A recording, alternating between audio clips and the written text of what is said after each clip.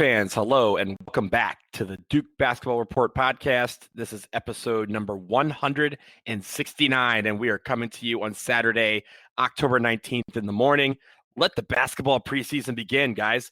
I am Donald Wine, the host this week, coming to you from Washington, D.C. Jason Evans is still on vacation somewhere in Europe, but I do have Sam Klein with me. Again, Sam, what's going on? Good morning. Where are you in the world? This morning, I am calling you from Chicago. I am here for a friend's wedding and seeing some people. So, and it's also fall break for Fuqua. So, I think the first year students are still taking exams, but the second year students are all gone, off on various adventures. So, calling you from Chicago, I guess I'm an hour behind now, and got to catch up a little bit with Countdown to Craziness from last night. Excited to talk about that, and also hyped to get the season underway. Absolutely. And we do have some live basketball to talk about for the first time this season. But before we get into that, we just want to thank the wonderful guys from Bird Campbell, PA, for their support of the podcast, for all of your business law needs. And if you live in Florida or Texas, check out the law firm that bleeds Duke Blue, birdcampbell.com. Bird Campbell means business. Okay, Sam, last night, Duke basketball had his annual Countdown to Craziness event. It had dancing, it had dunks, some great entertainment. We'll start with the basketball first, if that's cool with you. Yeah, let's do that. Okay, cool. That's the blue-white scrimmage, everybody. For those of you out there who did not see it, blue beats, I say that in air quotes, white 47-38. It's all love because it's all the same team. Vernon Carey for the blue team had 15 points, and Cassius Stanley had added 12 points. Jordan Goldwire with 8 points. On the white team, both Wendell Moore and Alex O'Connell had 11 each, and freshman Matthew Hurt had 9 points. Sam, this is obviously the first look that we get at the team every year, but what did you think about the actual basketball that was played on the court? So we talked last week about how the only two guaranteed starters, in my opinion, coming into the season are Tre Jones and Vernon Carey. I think we saw that from Vernon Carey last night. He was all over the floor. He's able to initiate offense from far away from the basket, made a three-pointer.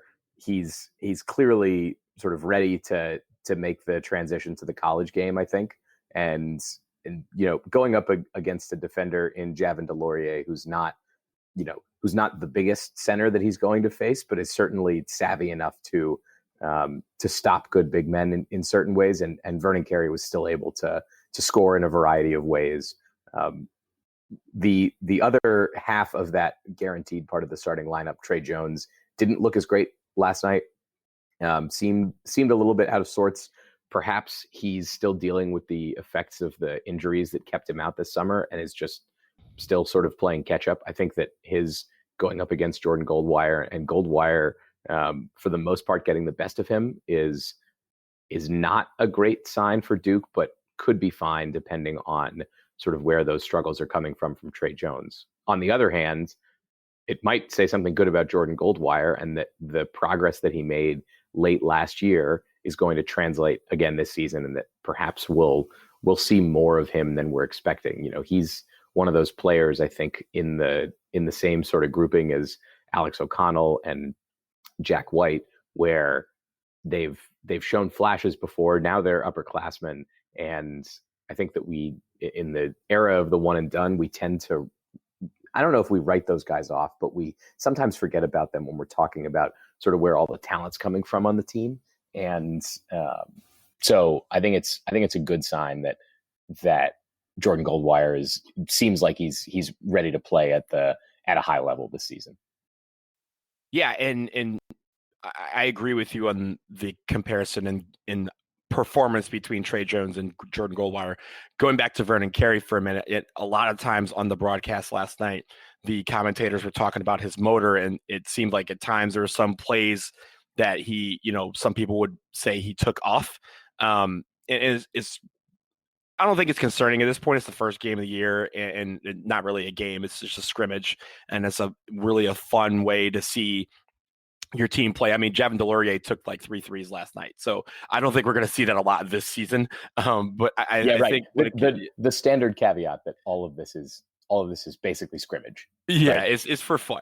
Let's try it out. Let's see what happens. I mean, we're not going to see we're not going to see Javin DeLaurier lurking in the wing for 3 bombs. But I think when it comes to Carey, it'll be interesting to see how that develops, because we're thinking of him probably as a 30 to 35-minute guy every single game. But we also have, Javin DeLaurier and Matthew Hurt and some guys that can play down low when necessary. What happens when Vernon Carey gets to the foul trouble? How does that rotation work?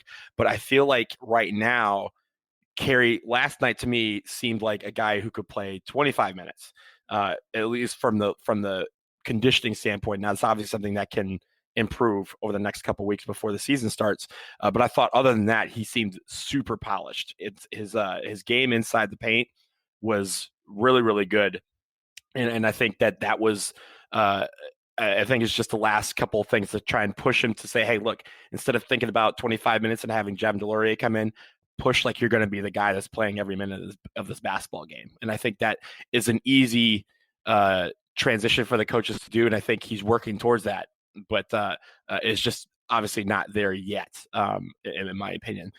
The one thing I was concerned about last night was the shooting.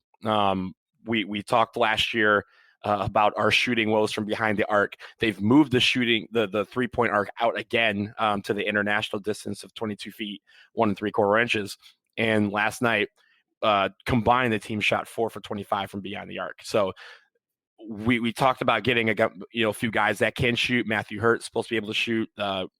Cassius Stanley, Trey Jones is supposed to have an improved jumper, and Alex O'Connell are probably your 4 guys that people would look at to shoot the 3. But it was concerning to me that it was 4 for 25, and it wasn't like they were rimming in and out or anything like that. There were some shots that just weren't going in. What did you think about that? And do you think that's a cause for concern this early? Definitely.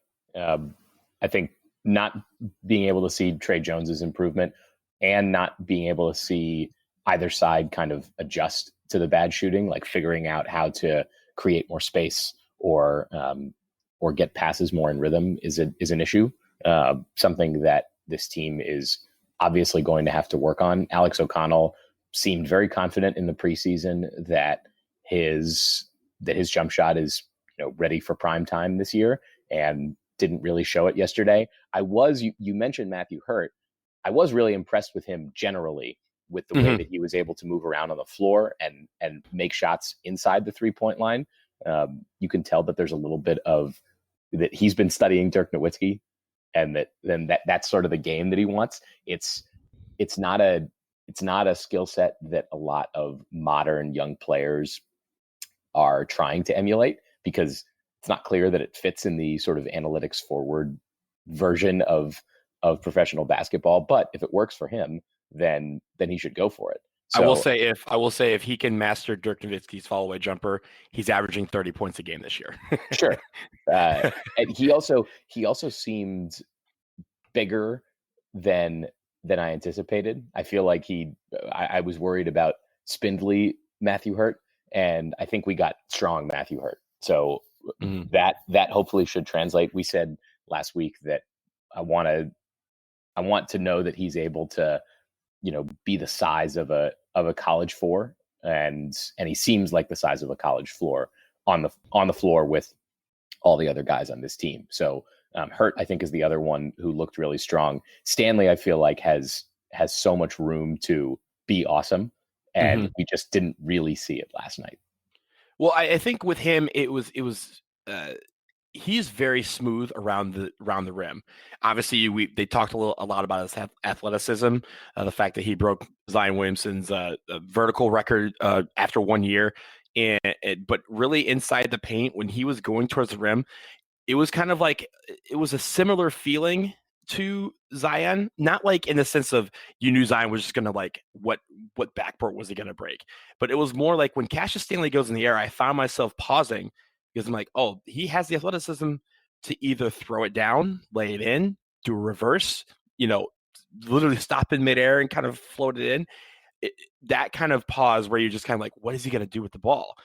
But it was also very, very smooth, I thought, finishing. I think his shooting is going to improve during the season. Hopefully it will. But around the paint, if we get him out in open transition, he's going to get a lot of points that way for this team this season. He also displayed at least one of those Nolan Smith style floaters that Quinn Cook was also very good at. Yep. Clearly, he's been working with the director of basketball operations on that little move. I don't know if it's approved by the rest of the coaching staff. I know they on the broadcast they were ribbing Gerald Henderson about the floater, but but Stanley seems to have taken to it. So perhaps we'll be seeing more of those. On the defensive side, there's clearly work that all these guys need to put in a little more.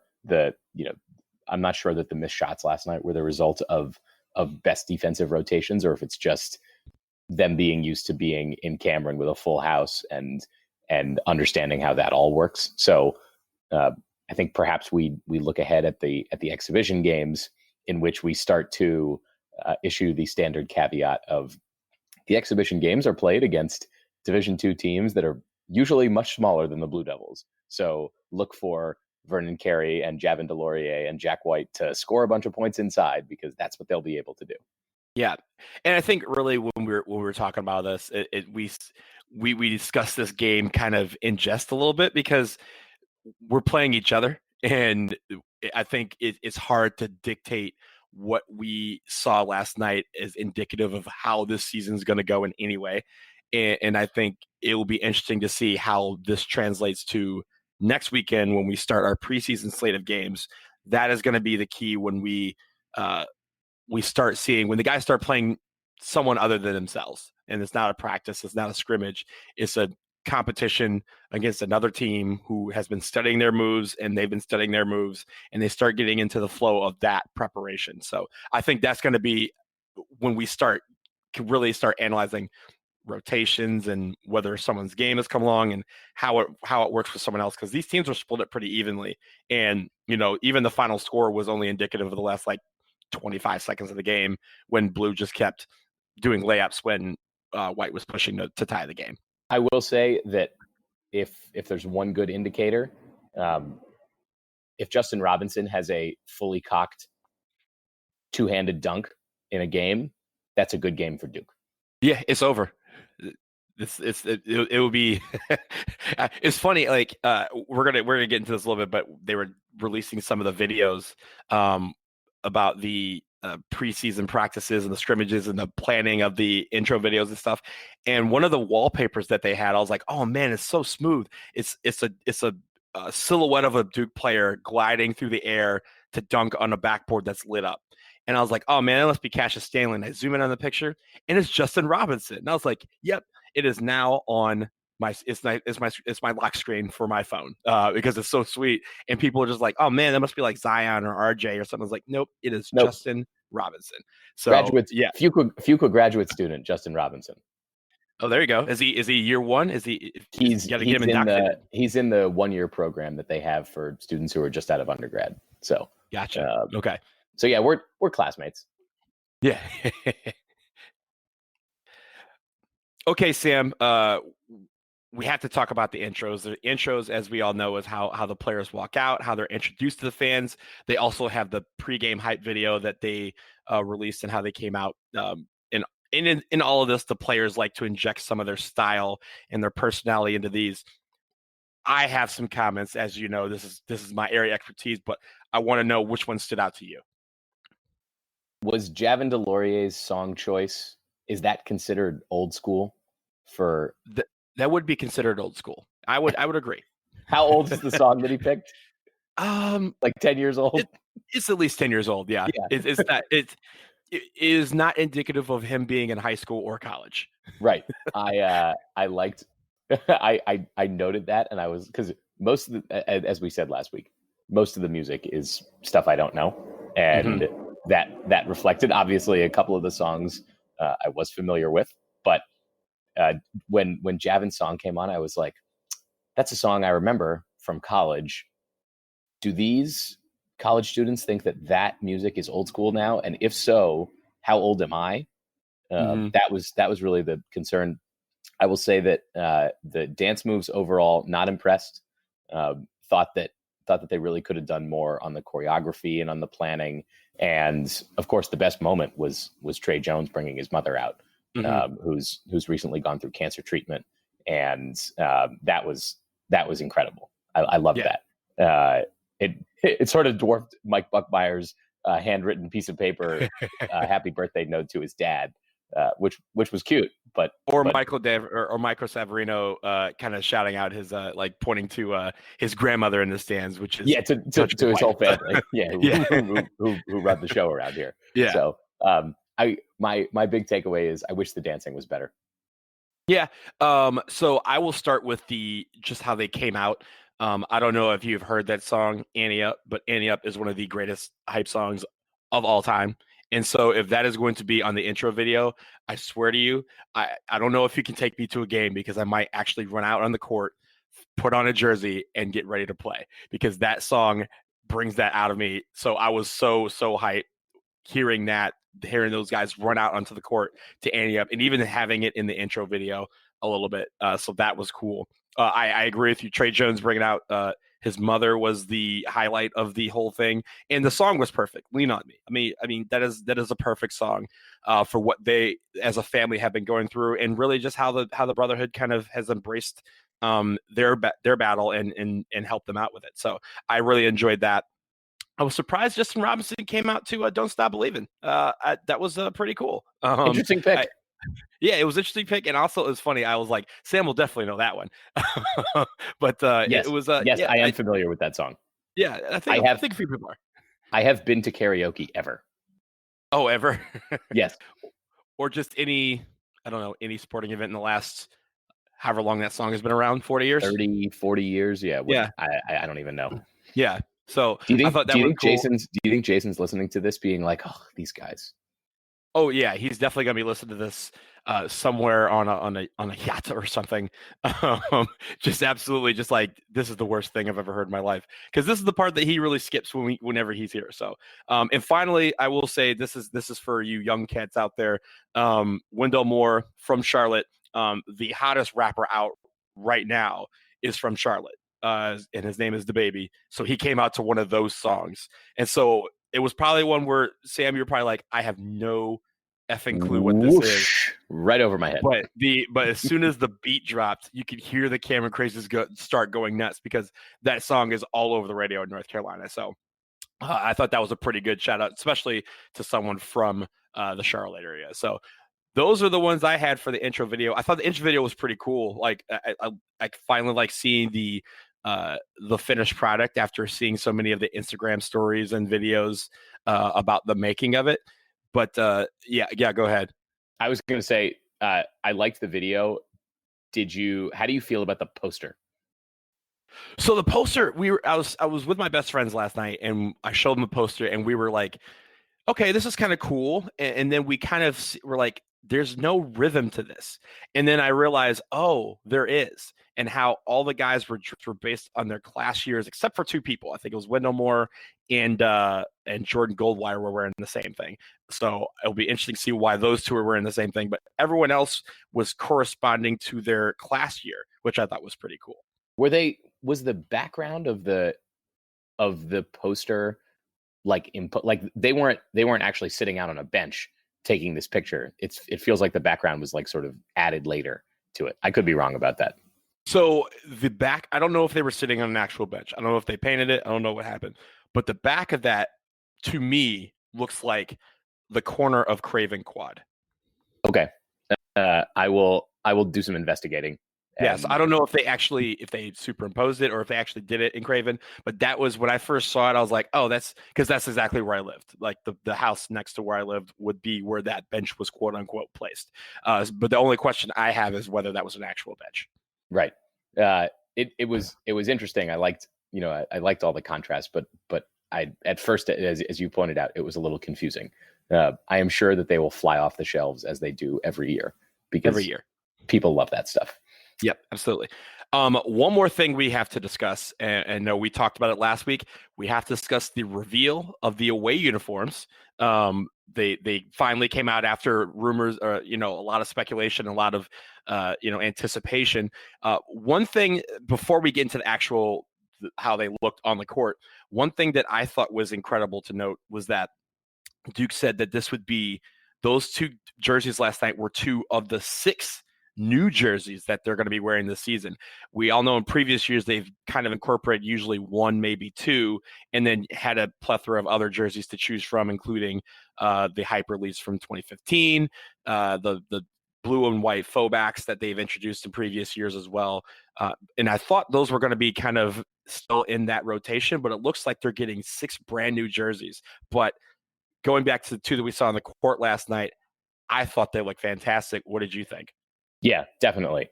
They look like old school Duke. Mm-hmm. The players seem to like them. I call me old. I would prefer if it was just those 2 jerseys because I think they look great. And it's always weird to see the blue jerseys in Cameron. That's one of the strange aesthetics about the blue-white game. Mm-hmm. But I thought they both looked awesome. I am curious to see if the remaining 4 that we haven't seen are going to be cooler than this, or something that is just interesting to teenagers, because I certainly don't understand that. Look, watching the blue-white scrimmage last night took me back to when I was in school, because those are the jerseys that were around when I was in school. So I think that kind of nostalgia, and even how they're discussing, the way they're discussing it is, nod to the past, but thinking towards the future. And I think just knowing that you're like, hey, we're bringing this back to some old school times where we had some, legendary players, and that this legend is going to continue with this crop of players. I think that's a really good way to bring it together, and it looked like the students loved it too.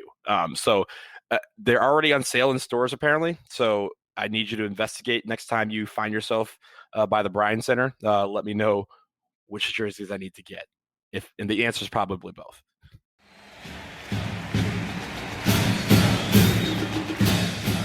This episode of the Duke Basketball Report podcast is brought to you by Bird Campbell, PA, your Duke-centric business law firm with offices in Florida and Texas. If you are in need of legal representation, consider Bird Campbell. Head to their website at birdcampbell.com for more information. Bird Campbell means business.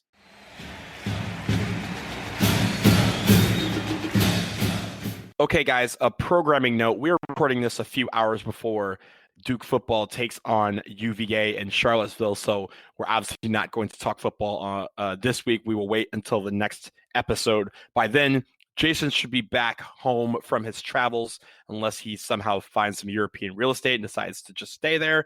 But right now, we have a couple parting shots. So, Sam, why don't you go first? Just to continue from last week, the Nationals are now officially in the World Series, which is amazing. Yes, they are. So, yes, they are. I am. I guess I'll be shirking my responsibility as the on-site DBR correspondent for Duke basketball next weekend when Duke takes on Northwest Missouri State. It is on Saturday evening.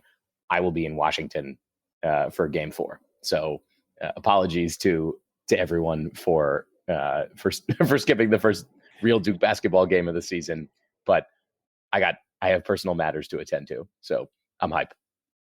I don't think I will be at Game 4 because tickets right now are like $3,000. But I might be having some pregame beverages with you before you go into the game, because they have the outdoor bar outside the stadium, the bullpen. Yeah, the bullpen. It's gonna be out of control there. It's gonna be. This town is alive. Let's just put it like that. Usually all this town is talking about is politics.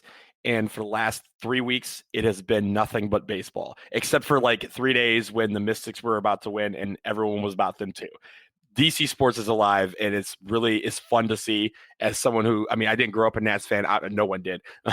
But excuse me, I became a Nationals fan in high school. I feel like that's almost. Oh, yeah, you are younger, yeah. But I remember when they moved here. I remember when I moved here a couple years later.